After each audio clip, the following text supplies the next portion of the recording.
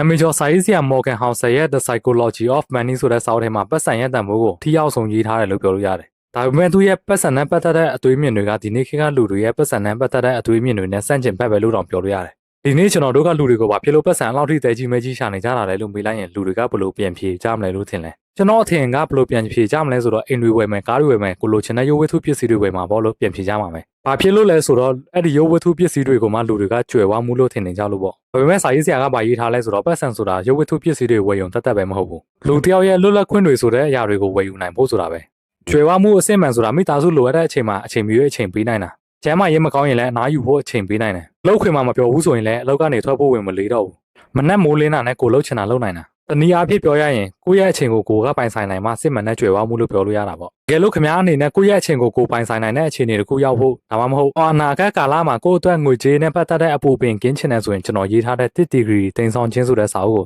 တော့ဖတ်ကြည့်လို့ရတယ်။အဲ့ဒီစာအုပ်ကခင်ဗျားဘဝအတွက်လုံးဝအထောက်အကူဖြစ်မယ်လို့အာမခံတယ်။အဲ့ဒီစာအုပ်ထဲမှာဘာတွေရေးထားလဲဆိုရင်ပတ်စံကိုဘယ်လိုရှာရမလဲ။ကိုလက်တွေ့ချက်ချဘယ်လိုရင်းနှီးမြှုပ်နှံရမလဲ။ပတ်စံကိုဘယ်လိုချွေတာရမလဲကအစားအငိမ့်စားယူရမယ့်အချိန်ထိလက်တွေ့ချက်ချစီမံခန့်ခွဲနိုင်တဲ့နည်းလမ်းတွေကိုအဲ့ဒီစာအုပ်ထဲမှာအကုန်ရေးထားတယ်။ခင်ဗျားဘယ်မှာမှမဖတ်ဘူးတဲ့အရာတွေကိုအဲ့ဒီစာအုပ်ထဲမှာအကုန်ရေးထားတယ်။တကယ်လို့စိတ်ဝင်စားတဲ့ဆိုရင်ကျွန်တော်ရဲ့ TikTok CB ထဲမှာ CF လို့ရိုက်ထည့်လိုက်တာနဲ့စာအုပ်ဝယ်နည်းတွေပေါ်လာလိမ့်မယ်